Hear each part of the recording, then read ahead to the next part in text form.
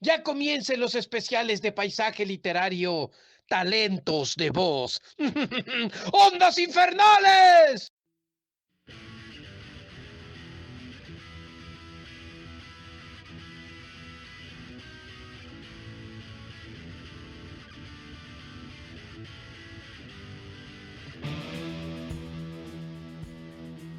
Talentos de voz.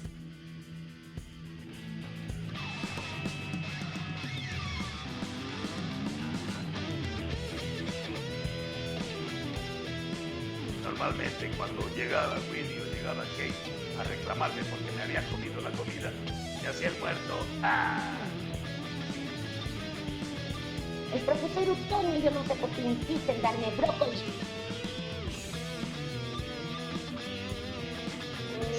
Cái đừng ngồi Việt không?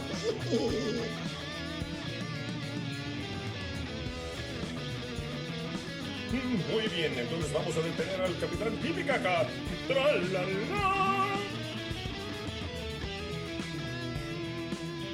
Oye, chavo, chavito, ¿has visto a Ñoño? ¿Sabes qué? Quiero preguntar si has visto a la vieja champuda que anda por allá, quién sabe dónde.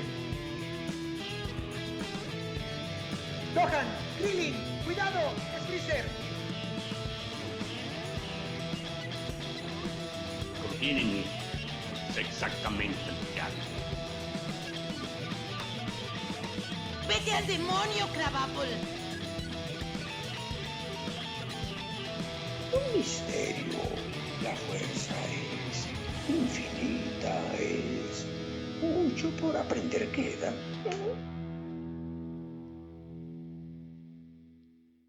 Buenas, buenas. Bienvenidos al 29º especial de Talentos de Voz en Paisaje Literario. Un programa dedicado a esas voces que nos hicieron imaginar miles de mundos. Hoy vamos a estar charlando con el actor y director de doblaje mexicano Daniel Abundis Canales, más conocido como Daniel Abundis.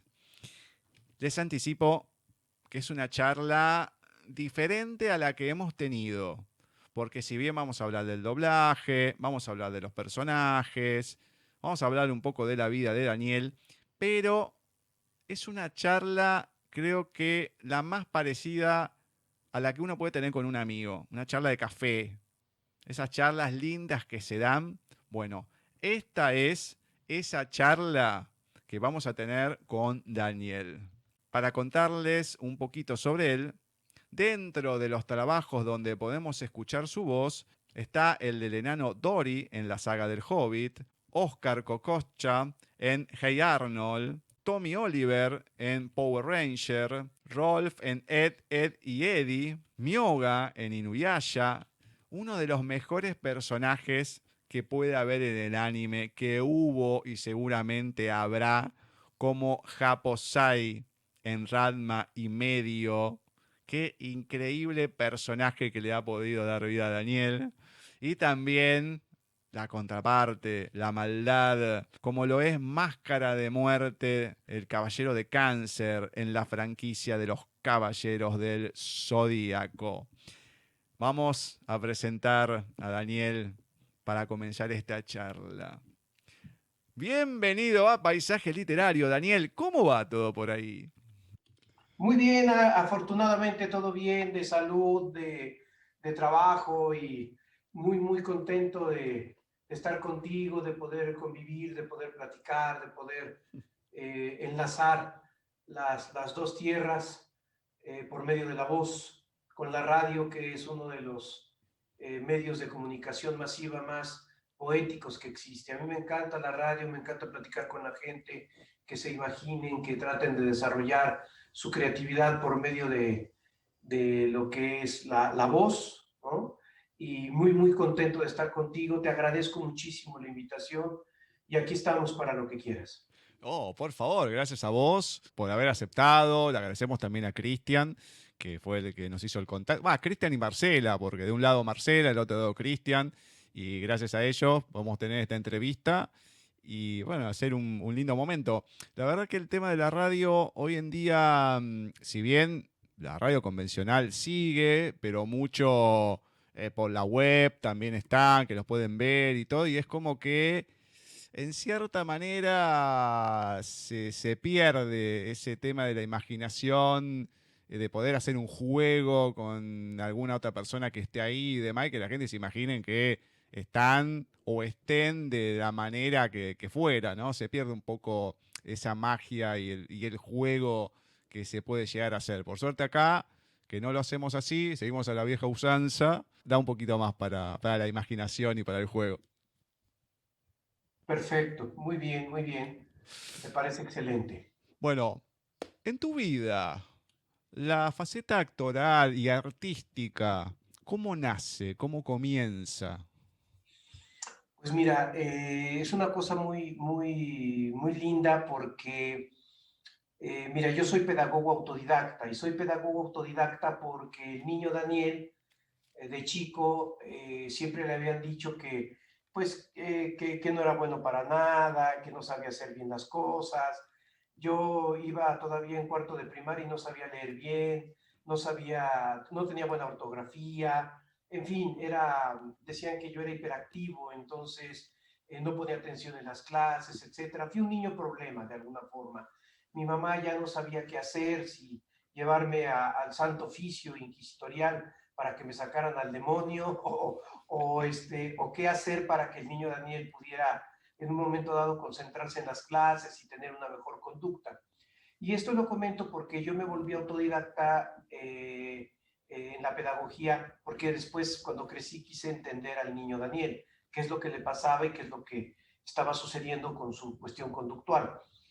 Independientemente de todo eso, lo comento porque fue muy importante para mí el cuarto de primaria, tendría yo aproximadamente unos 8 años, y me di cuenta que una de las cosas que más me gustaban era el arte. Había un locutor en México que hacía unas como cortinillas para Canal 5, lo que era la barra infantil de Televisa, y este locutor, no me acuerdo ahorita su apellido, pero se llamaba Carlos, tocaba la guitarra y generaba una serie de cosas muy lindas con los chicos. Y cuando estaba yo en cuarto de primaria, como iba en una escuela particular, me, me contactaron con este señor porque él iba a la escuela a darnos algo de lectura y algo de cuentacuentos y tocaba la guitarra. Y ahí empecé yo a generar el gusto por la lectura. Poco a poco me di cuenta que podía hacerlo bien. Mi padre fue el que me enseñó a leer en realidad más que en la escuela, pues en la escuela me enseñaron la O por lo redondo, como le llaman, pero quien me enseñó las técnicas de lectura fue mi padre. Mi padre era médico. Cuento todo esto porque a partir de esa edad, ya para el quinto de primaria, yo ya leía muy bien. Hubo un concurso en la escuela y gané un premio leyendo unas fábulas de Esopo y de Samaniego. Y a la gente le gustaba mucho y a mis compañeros también, porque no solamente yo leía, sino que interpretaba el texto. Hacía más o menos algo así como el zorro y la uva. En una ocasión iba un zorro por el bosque cuando se encontró con una cigüeña. Y de pronto la cigüeña le dijo, oye, zorro, ¿qué es lo que haces aquí? Y el zorro contestó, estoy aquí tratando de buscar algo de comer. Y entonces en esta cuestión de caracterizar la voz, de interpretar, de meterle la intención, yo no sabía que eso se llamaba actuar, yo lo hacía por juego, o sea, para mí era un juego divertido en el que podía yo influir en mis amigos, en mis compañeros de clase y que ellos al final me aplaudían, ¿no? Y ahí fue donde entonces el niño Daniel problemático resulta que sí era bueno para algo y para lo único que era bueno era para leer. Y a partir de ahí, después, en esa misma época aproximadamente, también en la barra infantil de Canal 5 había un locutor que se llamaba Rogelio Moreno, y en la barra infantil de Canal 5 salió un pequeño documental acerca de las voces detrás de las caricaturas. Te cuento así rápido que yo fui un niño televisión, o sea, en mi época, yo soy de 1967, entonces yo vi mucha televisión. Veía Los Locos Adams, Hechizada, Mi Bella Genio, veía Rin Tin Tin, Flipper, La Pequeña Casita en la Pradera, la serie de Bonanza, Los Intocables, veía pues muchos documentales de la National Geographic, de Jacques Cousteau. En general, yo fui niño televisión, vi mucha televisión, veía caricaturas como Popeye el Marino, como Rocky and Bullwinkle, veía El Rey León, veía esta que se llamaba, en fin, vi varias caricaturas, todas las de mi época, Popeye el Marino y todas las caricaturas de la Warner Brothers, obviamente los Picapiedra, etcétera, etcétera. Entonces me di cuenta que a mí me gustaba mucho eso de interpretar con la voz. Y cuando vi el documental de Canal 5, resulta que pusieron la dirección de donde se hacía el doblaje de la voz en una empresa que ya está extinta, se llamaba Cinza, y resulta que me quedaba muy cerca de mi casa. Yo vivo en el barrio de Coyoacán, en la Ciudad de México, en el sur de la Ciudad de México, y la empresa de Cinza estaba cerca. Le pedí a mi papá que me llevara, y entonces yo quería entrar a hacer una prueba de voz o algo así, pero bueno, no se pudo porque por diversas circunstancias, no se pudo. A la mera hora ya no fuimos y bueno, se perdió la oportunidad. Pero lo que comento es que ya ahí me enteré que había que ser actor para poder trabajar en eso de las voces, en eso del doblaje de la voz. Entonces fue ahí cuando yo decidí ser actor para poder hacer doblaje de la voz. O sea, todo lo contrario a lo que por lo general, más allá de los que llegan de chicos, después estudian y todo, que se encuentran con la actuación, con el teatro y luego encuentran el doblaje, que no saben. Vos te pasó al contrario de todos.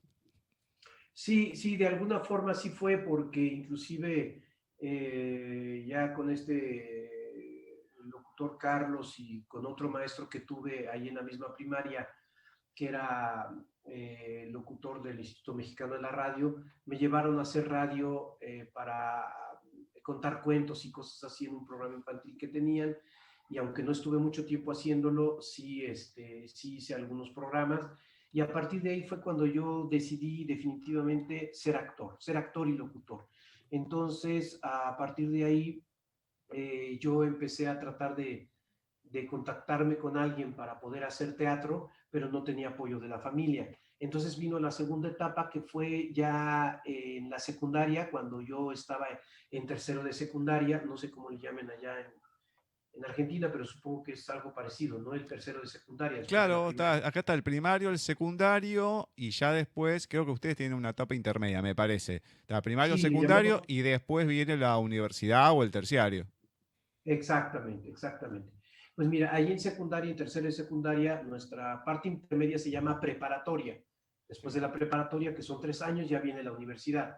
Entonces estaba yo exactamente entre el pase de secundaria a preparatoria, cuando a la maestra de la materia de español y literatura se le ocurrió montar una obra de teatro, Las Preciosas Ridículas, de Jean-Baptiste Poquelin Molière. Y entonces es teatro clásico francés. En ese momento hizo un concurso. Curiosamente, es una anécdota interesante y bonita, porque resulta que fue con discípula mía de secundaria, una actriz que mucha gente conoce de voz, que es Dulce Guerrero, porque es la voz de Fiona de Shrek. Sí. Y también es Anastasia, la voz de Anastasia. Ella fue mi condiscípula de secundaria, íbamos en el mismo grupo, y resulta que ella estaba muy entusiasmada porque ella me había platicado que quería ser actriz.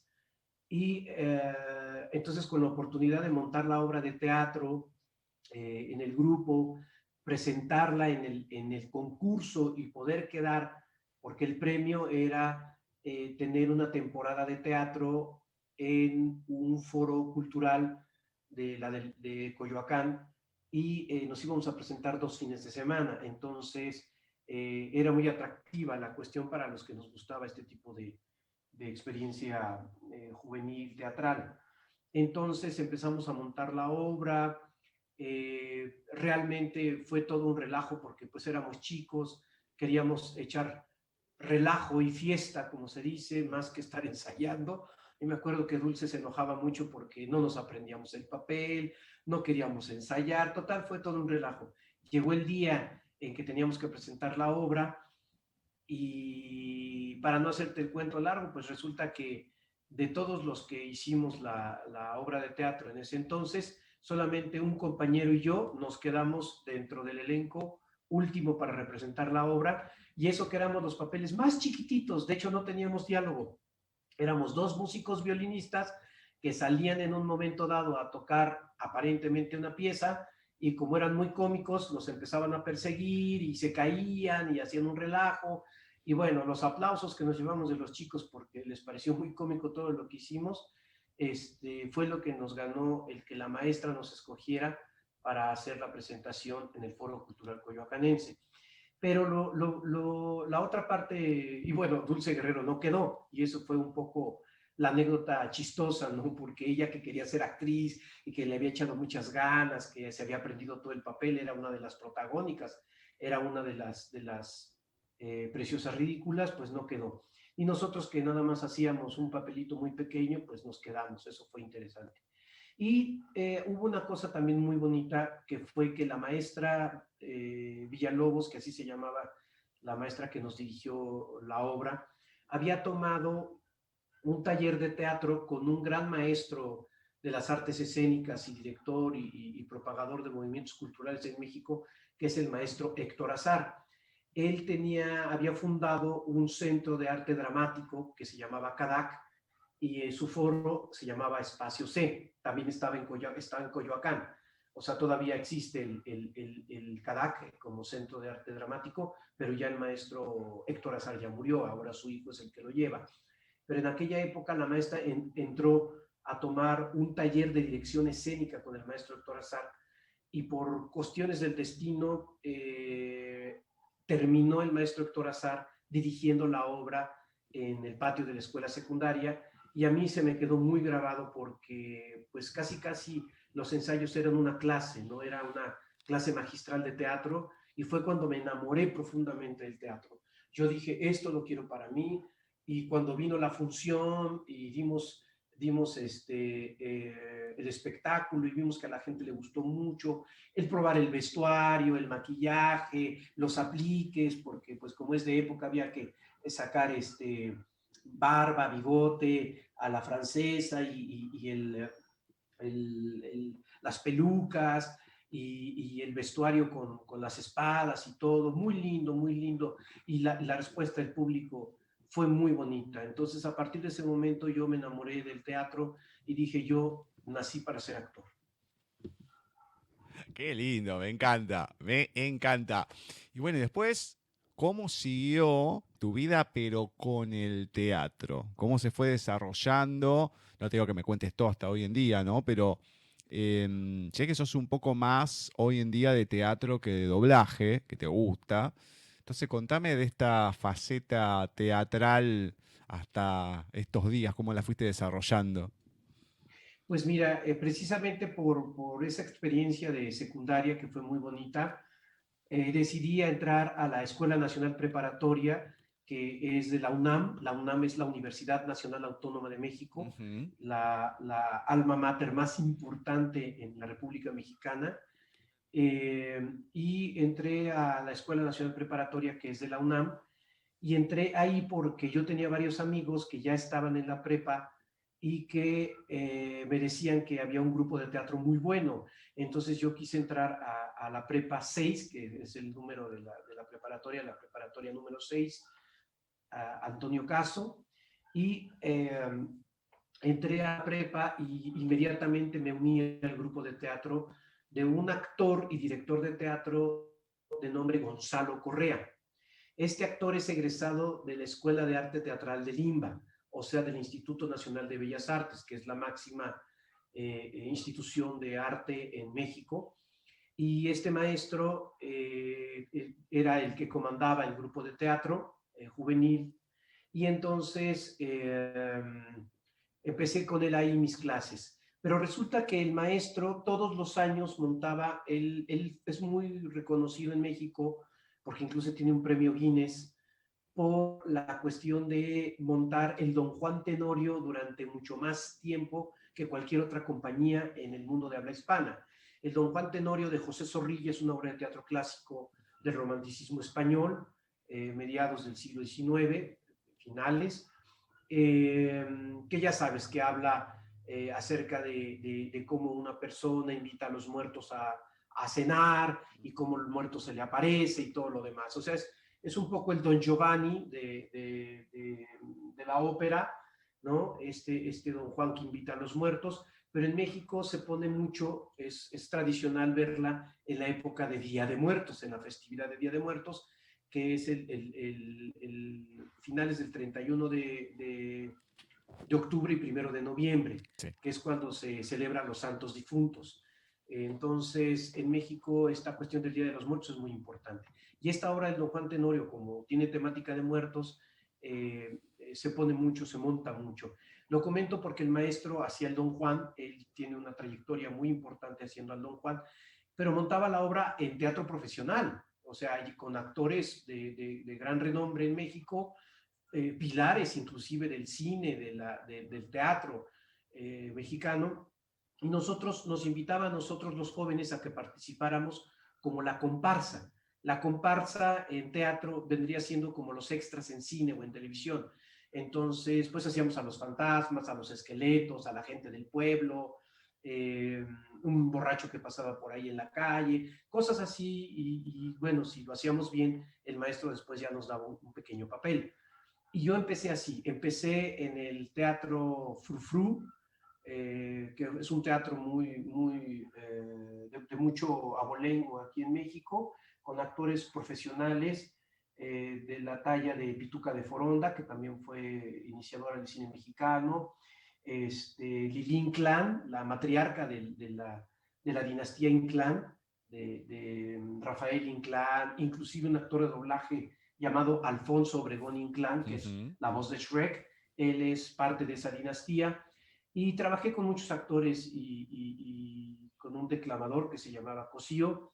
Y bueno, ahí empecé yo, o sea, desde los 17 años yo soy actor profesional pisando el tablado. Y luego de ahí me empezó a caer la chamba, como decimos nosotros, el trabajo, porque los mismos compañeros del Don Juan Tenorio me empezaron a invitar a participar en algunas otras compañías, empezamos a hacer teatro, entré a hacer teatro infantil con Jorge Ortiz de Pinedo y Jorge Arbizu, el Tata, un gran actor de doblaje también, y actor cómico, y hicimos una comedia infantil que se llamó El Cocol Mágico. El cocol es un pan, y es de anís, es un pan que se usa mucho en México, es como romboide, y bueno, él hacía un personaje en la televisión mexicana, Jorge Arbizu, que se llamaba el Tata. Tata para nosotros es el abuelo, ¿no? Es como la nona o ese tipo de cuestiones en Italia. El abuelo, entonces, el Tata siempre quería su cocol y por eso le pusimos el Cocol Mágico a la obra de teatro y estuve trabajando con él, con Jorge Ortiz de Pinedo, un productor también y director y actor de televisión en México, cómico. Y de ahí empecé yo a trabajar ya en varias compañías, empecé a hacer teatro universitario también, en fin, mi carrera empezó a despuntar hasta que llegué a uno de los máximos exponentes del arte en México a nivel de institución y sobre todo de lo que viene siendo escenario, que es el Palacio de Bellas Artes. Yo llegué al Palacio de Bellas Artes aproximadamente, creo que era 1990 cuando yo llegué, 90-91 al Palacio de Bellas Artes, por medio de una compañía de teatro que hacía teatro evangelizador franciscano del siglo XVI. es un teatro hablado totalmente en lengua náhuatl. El náhuatl es una de las lenguas madres de los pueblos mesoamericanos del norte de América, y pues el náhuatl es el idioma que hablaban los mexicas, que fueron los fundadores de la ciudad de México Tenochtitlan. Es de la raza azteca, ¿no? Cuando llegaron los españoles en el siglo XVI, vinieron con ellos los frailes franciscanos. Vino Motolinía, Sagún, Fray Bartolomé de las Casas, y todos ellos venían de una tradición teatral, porque a San Francisco de Asís le gustaba mucho el teatro. E inclusive San Francisco inventa lo que se llama el nacimiento viviente, esto es que tomaba gente del pueblo donde él era oriundo, que bueno, ahora se llama Asís, pero bueno, en aquel entonces tenía otro nombre, ahora se llama Asís en honor a San Francisco, y tomaba un chico, una chica, los vestía como San José, como la Virgen, hacía un pequeño pesebre y ponía animales vivos, ponía el borrego, el buey, etcétera, el burro, e invitaba a algunos de los vecinos a que se vistieran como los reyes, como San Miguel Arcángel, etcétera, etcétera, y hacía la representación en vivo del nacimiento de Jesús. Y estos franciscanos traían esa tradición, y aquí en México la empezaron a ejecutar con este nacimiento viviente, y alrededor del nacimiento se empezó a hacer un tipo de representación teatral, una pequeña obrita de teatro que hablaba acerca de cómo vino la anunciación de Jesús creo que es Gabriel, creo que es el que anuncia, ¿no?, a la Virgen, si no mal recuerdo. Sí. Y cómo los pastores deciden ir en peregrinación al pueblo de Belén a adorar a ese niño Dios, y cómo llegan los reyes y le ofrendan el oro, el incienso, la mirra, todo de manera muy, muy, muy ritual, muy representativa. Y ese tipo de obritas que presentaban los frailes franciscanos decidieron pasarlas a la lengua náhuatl. El teatro evangelizador franciscano es copia fiel del teatro evangelizador que se hizo en la Edad Media, en el Medioevo. Se hacían pequeñas obritas de teatro sacadas de pasajes de la Biblia para poder llevar la palabra de Dios a los pueblos, y que le entrara por la vista lo que no le entraba por el oído, decían los frailes. Entonces, en México se hizo este tipo de teatro. La única diferencia era que era totalmente hablada en lengua náhuatl. Entonces, los famosos Tlamatinime, que eran los sabios aztecas, traducían, ellos sabían muy bien el español, lo aprendieron muy bien, y traducían del español, o sea, los franciscanos traducían del latín al español, y los Tlamatinime del español al náhuatl, y ya los tlacuilos lo escribían, y los tlacuilos eran los escribas, porque hay que recordar que nuestra escritura mesoamericana en este aspecto era totalmente pictográfica. Y bueno, se aprendían los textos los actores indígenas, y representaban un poco metida su visión. Este tipo de obras son sincréticas, porque hay un sincretismo en el sentido del paralelismo que se da, y de que se va metiendo un poco parte de la cosmogonía indígena, se revuelve un poco o condimenta un poco la temática de los pasajes bíblicos. Y ese tipo de obras son las que yo hice ya más o menos en la época que te comenté, y nos presentamos con el sacrificio de Isaac en el Palacio de Bellas Artes. Y ahí, exactamente en esa obra de teatro, participaron muchos actores de doblaje. Participó José Luis Orozco, participó Arturo Mercado, Chacón, participó también Luis Alfonso Mendoza, que acaba tiene ya casi más de 8 o 9 meses que murió de manera trágica, pero bueno, y varios compañeros de doblaje trabajaron ahí. Y bueno, esa fue una de las experiencias más hermosas que tuve. Anduvimos por toda la República Mexicana llevando este tipo de teatro. a las comunidades, porque todavía hay comunidades que hablan la lengua náhuatl. Y otra experiencia muy linda que tuve fue con otra obra que se llama Falsa Crónica de Juana la Loca, que también dirigía el mismo director de Teatro Evangelizador, que se llama Miguel Sabido. Miguel Sabido es un director y autor mexicano egresado de la Facultad de Filosofía y Letras de la UNAM, y su maestro de teatro, o uno de sus maestros de teatro, fue nada más ni nada menos que Héctor Azar. Entonces te das cuenta como de repente como que hay un círculo en la vida, ¿no?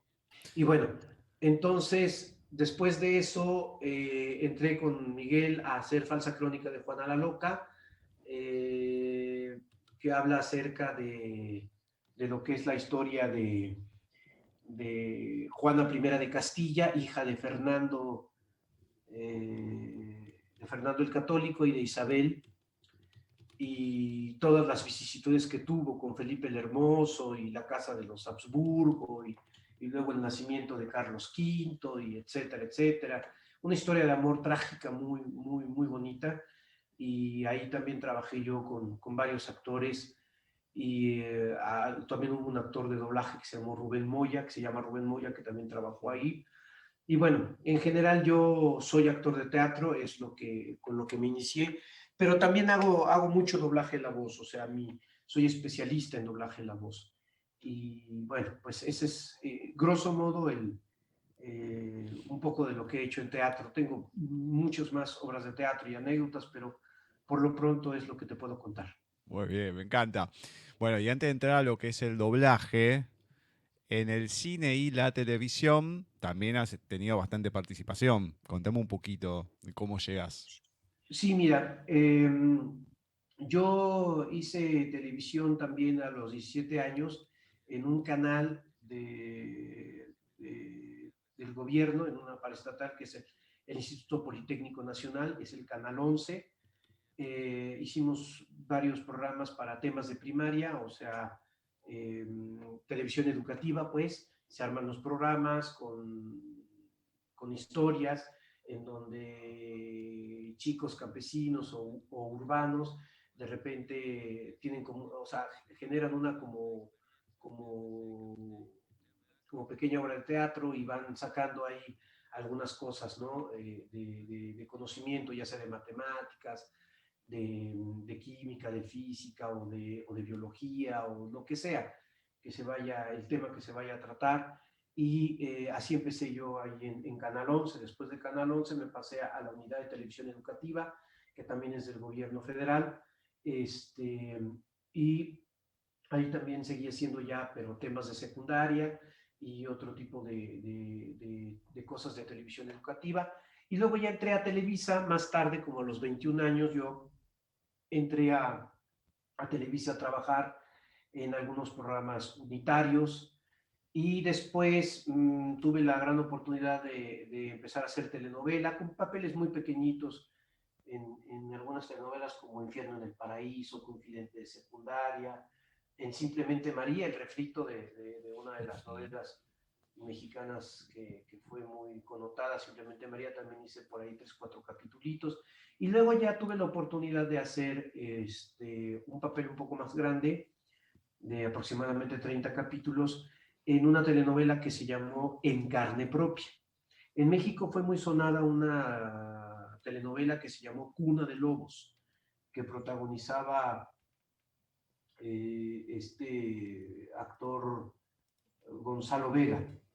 Y en esa telenovela, que fue muy sonada, empezamos a trabajar. Bueno, yo empecé a trabajar con Gonzalo Vega en la siguiente telenovela, después de Cuna de Lobos. Yo no trabajé ahí, pero terminando Cuna de Lobos le dieron un descanso a Gonzalo Vega, y después se inició de Carlos Olmos, un gran escritor y productor mexicano de telenovela. Carlos Olmos escribió En Carne Propia, la produjo con Televisa, y ahí fue que yo pude entrar, porque resulta que mi prima tenía una prima que a su vez tenía una amiga, ella había estudiado ciencias de la comunicación, y su amiga trabajaba en la producción de Carlos Telles, porque esa de En carne propia fue de Carlos Telles. Me habla para decirme que andaban buscando un actor para que hiciera un papel de un chofer, el chofer de Octavio Muriel, que era el papel de Gonzalo Vega, que era de La Mano de Hierro, y él tenía una mano de hierro porque había tenido un accidente o algo así, y esta telenovela que produjo Carlos Telles sí fue entre el 90 y el 91, y yo entré por eso, porque me llamó mi prima y me dijo, oye Daniel, hay una oportunidad de que entres a la telenovela, ¿sabes conducir un auto? Sí, por supuesto, entonces vente, tienes tu licencia, tu carnet, sí, lo tengo, bueno, vente. Y me hicieron una prueba, me quedé y empecé a trabajar, hice los 30 capítulos y de ahí ya me empezaron a llamar para otras cositas y así. Estuve con Miguel Sabido, que también hizo televisión, en una serie que se llamó Cosa Juzgada, también haciendo algunos capítulos. Pero después me empezó a jalar mucho el doblaje de voz. En esa época yo también ya estaba haciendo doblaje de la voz y fue cuando me empezó a jalar más el doblaje. Y entonces pues empecé a tener más trabajo de doblaje que de televisión, más trabajo de doblaje que de radio, y lo único que más o menos se compensaba un poquito en cuestión de la cantidad de trabajo era el teatro. Pero como el teatro era en la noche y el doblaje era en la mañana tarde, en la mañana y en la tarde, pues entonces se compaginaban muy bien. Pero la televisión no se puede compaginar porque es de todo el día. Esa telenovela de carne propia salieron Edith González, Eduardo Yáñez y Angélica Aragón. Es el elenco que hizo esa telenovela. Y de cine, bueno, pues mira, cine yo realmente no he hecho mucho cine, pero sí he trabajado en varios cortometrajes, sobre todo de universidades, del Tecnológico de Monterrey, de la Universidad del Valle de México, del Valle de Anáhuac. En esas universidades yo ayudé a algunos chicos con sus cortometrajes y haciendo algo de cine independiente también. Y bueno, cuando me fui a la ciudad de Aguascalientes también hice por allá 2 películas, una que se llamó Ángel Caído, que precisamente produjo Humberto Zurita y Christian Bach. Ahí hice un papel pequeño de un maestro. Y bueno, el cine realmente sí lo he hecho. De largometrajes nada más tengo ese y los demás son cortometrajes, ¿no? Pues en general eso es lo que hice de cine y de televisión. Y un día caes de lleno, como decís, que empezás a compaginar con el doblaje. ¿Cómo empezás ese camino? ¿Cómo va desarrollándose con el tiempo? Hoy en día es bastante absorbente el trabajo, bueno, como comentaste, ¿no? Es casi todo el día y demás, pero bueno, ¿cómo llegás y cómo lo vas compaginando? Pues mira, precisamente cuando yo estaba en Prepa 6, curiosamente yo siempre he dicho que cuando algo ya es para ti, pues la vida se va a encargar de ponerte en donde debes estar, ¿no? Yo por eso sí digo que yo nací para ser actor, porque todo lo que me ha pasado en la vida he tenido la fortuna de que la misma vida me lo ha entregado. O sea, no quiere decir que no haya sufrido, que no haya tenido que trabajar por eso, pero la verdad es que he sido muy, muy regalado, obsequiado por la vida, porque de alguna u otra forma siempre me ha puesto en el momento y en el tiempo justo. Cuando yo estaba en Prepa 6, ya para salir de la preparatoria, y en tercero de preparatoria, ya para entrar a la universidad, entró a primero de preparatoria, ahí en la UNAM, en el grupo que te decía de Gonzalo Correa, un chico que se llama Andrés Gutiérrez Coto. Andrés Gutiérrez es hijo de Sergio Barrios, que es un actor que hizo muchísimo doblaje y también televisión en México, y Andrea Coto. Andrea Coto es fue ahijada directa de uno de los iconos más importantes del teatro y del cine en México, que fue don Andrés Soler. De hecho, por eso Andrés Gutiérrez, mi amigo, se llama Andrés porque el padrino de su mamá y que quería mucho su mamá era don Andrés Soler, que fueron los pilares del cine de oro en México. Bueno, lo comento porque cuando Andrés entró, como Andrea Coto hacía mucho doblaje y Sergio Barrios hacían mucho doblaje en una empresa llamada Sonomex Doblajes en la calle de América, cerca aquí de Coyoacán, casi todo era por Coyoacán. Antes las empresas estaban muy zonificadas en el sur de la Ciudad de México. Yo me hice amigo de Andrés, empezamos a platicar y Andrés en alguna ocasión me dijo, oye, Dani, ¿no quieres hacer doblaje? Y yo le dije, sí, quiero hacer doblaje, pero no se dio la posibilidad de ir a hacer doblaje en ese momento por diversas circunstancias. Y es cuando yo estaba haciendo precisamente el Teatro Evangelizador Franciscano, cuando me encuentro con Andrés Gutiérrez. Yo ya había salido de prepa y él estaba todavía en prepa, cuando nos encontramos en la calle de América, que es en la calle donde estaba Sonomex Doblajes, y justo me lo voy encontrando en la calle, de esas coincidencias milagrosas de la vida, y me dice, Dani, ¿cómo estás? Y yo, hola Andrés, ¿qué pasó? ¿Y qué estás haciendo? Pues mire, estoy haciendo teatro con Miguel Sabido y estoy haciendo la telenovela En Carne Propia. En ese entonces yo estaba trabajando mucho porque fue exactamente en ese momento cuando yo estaba como con la energía más alta a nivel de trabajo. Y me dice, ¿te acuerdas que te dije que te iba a invitar al doblaje? Le digo, sí, pues cuando quieras, vamos. Me dice, pues, ¿qué tienes que hacer ahorita? Le dije, pues tengo un ensayo, pero es más tarde, entonces, pues te puedo acompañar. Me dice, vente, vámonos. Y para no hacerte el cuento largo, me llevó a la empresa de Sonomex Doblajes. Allí en esa empresa estaba trabajando y dirigiendo su mamá, Andrea Coto. Y estaba dirigiendo una serie que ya llevaba como una temporada, que se llamaba Alf. No sé si la llegaste a escuchar. Pero por favor, me pongo de pie con Alf. Sí, bueno, en ese momento ella era la directora de Alf y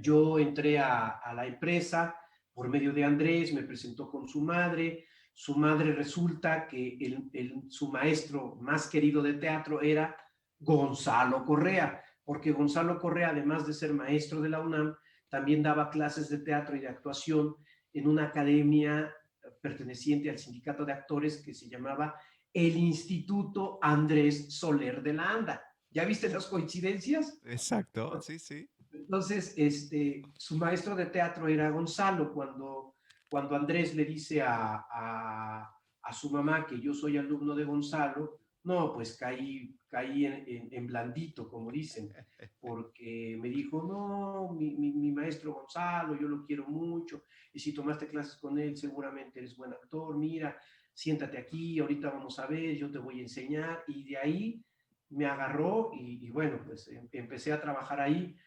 Ahí mismo en esa empresa Sonomex había otro actor que se llama Eduardo Tejedo, que él trabajó, es muy conocido por hacer la voz en El Rey León. Hay un pájaro azul que se llama, ¿cómo se llama el pájaro azul que sale ahí? Rafiki, no, me Rafiki, mataste. No, ¿cómo se llamaba? Bueno, el pajarito ese azul es la voz de Eduardo Tejedo. Y él me apadrinó. No sé qué haya visto él en mí, pero Sasú se llama el pájaro. Sasú es un toco piquirrojo, le llaman, pero Sasú, ese personaje del Rey León, es el que hizo mi padrino de doblaje, Eduardo Tejedo. Y él me empezó a padrinar y me empezó a dar llamados y todo. Y entonces yo empecé en la empresa de don Julio Macías, en la empresa Sonomex, a hacer doblaje. Y de ahí, para el Real, no he parado nunca de hacer doblaje, más que 4 años cuando me fui a vivir a la ciudad de Aguascalientes, justo cuando cerró una empresa.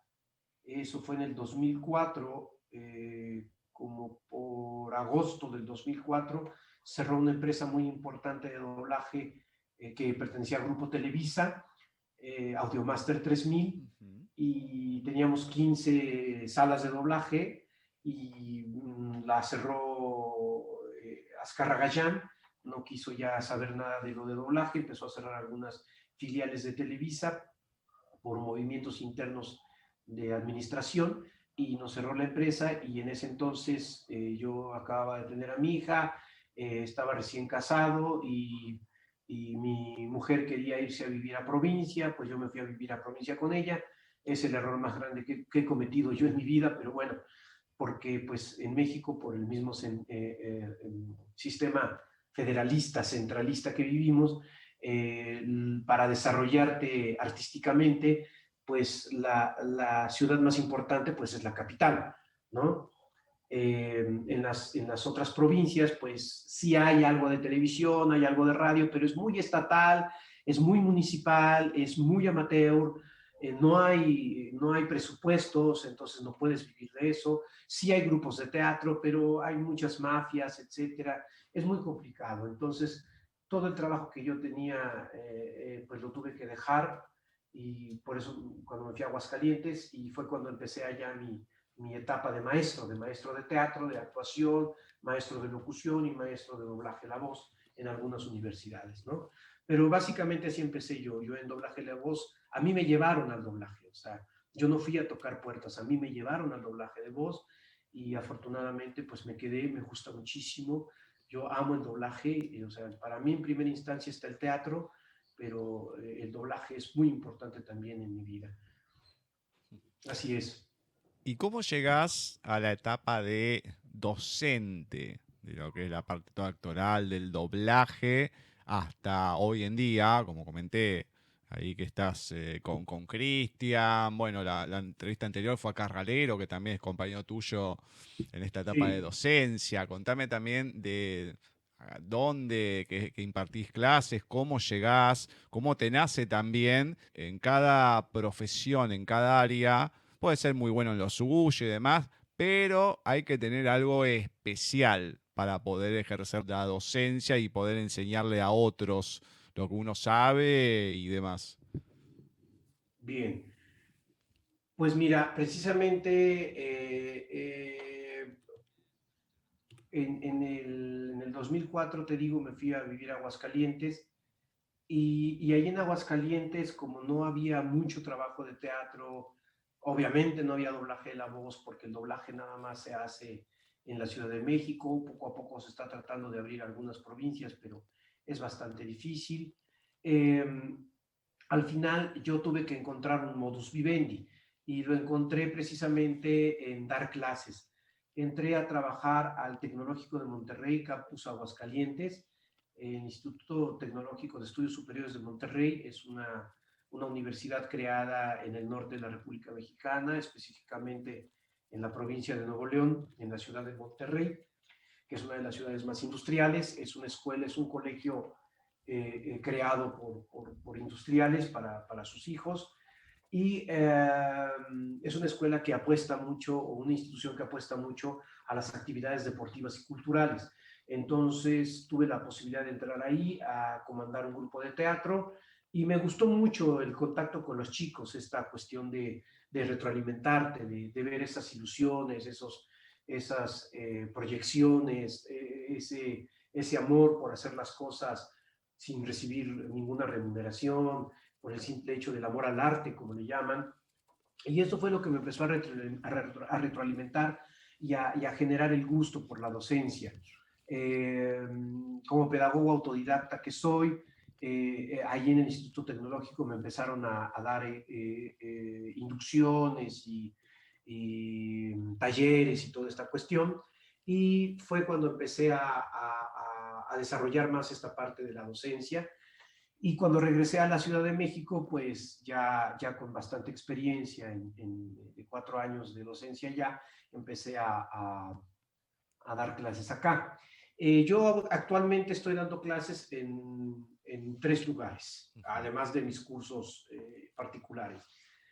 Doy clases en 2 institutos cinematográficos, uno que se llama La Cuarta Pared y el otro es la Asociación Mexicana de Cineastas Independientes. En esas 2 instituciones cinematográficas yo doy clases de doblaje de la voz, porque hay que recordar que el doblaje es una necesidad, o nace como una necesidad de postproducción cinematográfica, que es elevar la calidad de audio del cine. Entonces, por eso es que en algunas instituciones de cine se da doblaje de la voz. Además de que ayuda mucho para la cuestión de la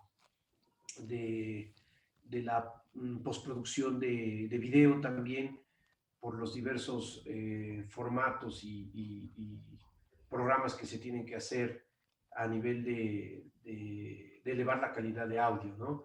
Bueno, eso por un lado. Pero básicamente lo que yo quiero hablar hoy, a los que lo quiero invitar, es a la escuela en donde estamos trabajando Rosy Aguirre, que es acá en el Ranma y Medio, Daniela Bundis, que soy Caballero de Cáncer, Máscara Mortal de Caballeros del Egipto, Japosai de Ranma y Medio, que es otro anime de Rumiko Takahashi, y también está el maestro, que es la voz de Big Man, y bueno, nosotros estamos con Chris Mozo Díaz, que es un chico, un joven que está iniciándose en esta cuestión empresarial, es actor también, es egresado de la Facultad de Filosofía y Letras de la UNAM, y en la actualidad es actor de doblaje también. Bueno, nosotros tenemos ahí en este lugar una carrera completa de actuación con especialidad en doblaje que está avalada por la STPS, que es la Secretaría de Trabajo y Previsión Social del Gobierno Federal. Su duración es de 3 años y 8 meses. Es modular, quiere decir que se tiene que ir tomando los módulos y conforme avanzas en los módulos, pues vas avanzando en tu certificación. Cada módulo dura 2 meses y medio, o sea, 10 semanas, y los profesores pues es gente totalmente que está en activo en la locución comercial, en la actuación, en el doblaje de la voz.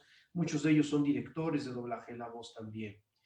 Y bueno, los horarios son de 6 a 8 de la noche. También se dan cursos online, entonces ahorita les voy a decir también esa circunstancia para que la gente que quiera de cualquier parte de la América Latina, de Centro, Sudamérica, tomar algún taller online, lo pueden hacer también. El costo me dicen que es aquí de 4,000 pesos por módulo, habría que ver cuánto es eso en dólares o en la moneda local, y se puede ir pagando poco a poco, no es necesario que se pague todo desde el principio. Ahí estamos nosotros en esta escuela,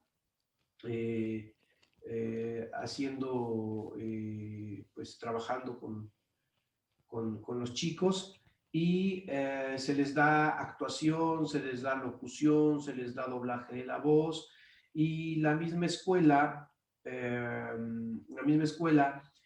tiene una pequeña empresa de doblaje. Entonces cuando los chicos terminan, tenemos como de alguna forma bolsa de trabajo, pueden trabajar ahí también, ¿no? Eso es lo que te puedo comentar de la escuela en la que estamos ahorita con Chris. Genial, genial. Bueno, esperemos que la gente ahí se ponga en contacto, toda esa gente que tiene esta inquietud y esta pasión por el doblaje, que aprenda. Bueno, si bien lo comentaste al principio, que fue como que la piedra angular de todo, pero hoy en día, ¿qué papel juega la literatura en tu cotidianidad? En mi cotidianidad, pues mira, la literatura, a mí me gusta leer mucho. Lo único es que con el paso del tiempo y el trabajo y todo eso, pues a veces ya no da. Ahorita estoy leyendo todo lo que es Lovecraft, estoy leyendo las narraciones de Lovecraft, el ciclo onírico, Visiones de Horror y Muerte, es la narrativa completa de Mirlo, se llama la editorial. Muy bueno, a mí me encanta todo esto del terror, me encanta Alan Poe, Bram Stoker, digamos, los comunes, ¿no? Los comunes que tenemos. Me gusta mucho la literatura fantástica, he leído lo que es Juego de Tronos y bueno, leí también toda la trilogía del Señor de los Anillos, pero desde chico yo, fíjate que cuando yo aprendí a leer, te voy a contar una anécdota. Cuando yo tenía como 11 años me dio una enfermedad que se llama sarampión. El sarampión es muy contagioso y bueno, jugando en la calle con algunos chicos, me contagié del sarampión y tuve que quedar en cuarentena en mi casa. Mi padre era médico, entonces afortunadamente todo estuvo muy bien.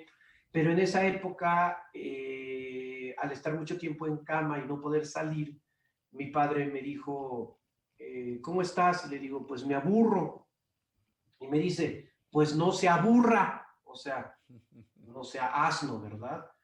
No sea borrico, lea. Y entonces me empezó a comprar una serie de cuentos tipo cómic que eran de una editorial mexicana que se llamaba Editorial Novaro, ya extinta, que se llamaba Clásicos de Oro Ilustrados. Y entonces venía la literatura clásica como Tom Sawyer, venía La Isla del Tesoro, venía Ivanhoe, venía Flecha Negra, venía Los Miserables de Víctor Hugo, venía Crimen y Castigo de Dostoyevsky, La Guerra y la Paz de Tolstoy, y todas esas novelas clásicas las empecé a leer primero como un tipo cómic. Leí El Conde de Montecristo, que quedé muy impactado, igual que con Crimen y Castigo de Dostoyevsky y en el caso de Alexandre Dumas.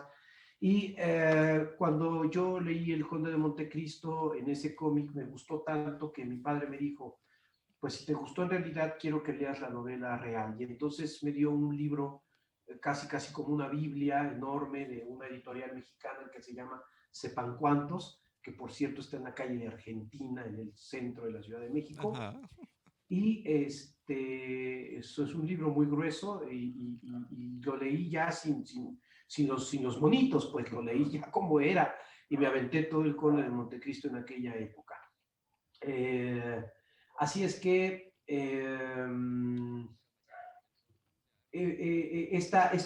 esta aventura de leer y de empezar a leer, ya después, con el paso del tiempo, por ejemplo, los cuentos de Quiroga, de terror también,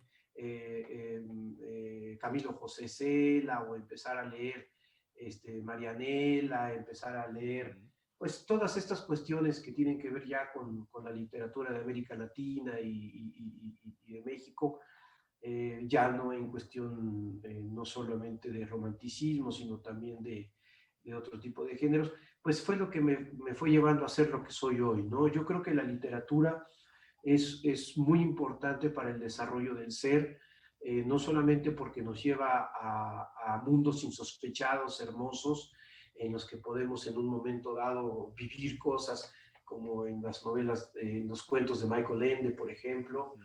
Yo soy más fantástico, o sea, a mí me gusta más la fantasía, a mí la realidad no me gusta porque la realidad la vivo cotidianamente. Entonces, de repente, esta cuestión de que la gente se enamora y de que tiene problemas porque no puede vivir bien, y este tipo de circunstancias, de que entra la droga y todo eso, y que si el narco y que los problemas, o sea, soy una persona que me gusta la lucha social, que me gusta o que tengo una conciencia social muy, podríamos llamarla liberal y hacia lo que vendría siendo, por llamarlo de alguna forma, la tendencia de izquierda, pero de allá afuera a ver la cotidianeidad como una cuestión meramente anecdotaria de lo que pasa el día al día, no me gusta mucho, ¿no? Yo soy más de literatura fantástica, de terror o de digamos, como Isaac Asimov, por ejemplo, en un momento dado, hablando ya del futurismo, de la robótica y de muchas otras cosas más, cosas que me lleven a soñar y a generar una serie de mundos en los que yo pueda convivir por el simple hecho de soñar y de poder tener un ideal y poder compartir el ideal con esas personas, ¿no? En general es un poco lo que yo he leído, lo que leo, lo que me gusta. La poesía, pues, me gusta la poesía, pero no soy muy adicto a la poesía. Sí la he leído, inclusive tengo por ahí una grabación que me hicieron en Radio Educación, me hicieron el favor de invitarme a participar en el homenaje, en el aniversario de un poeta mexicano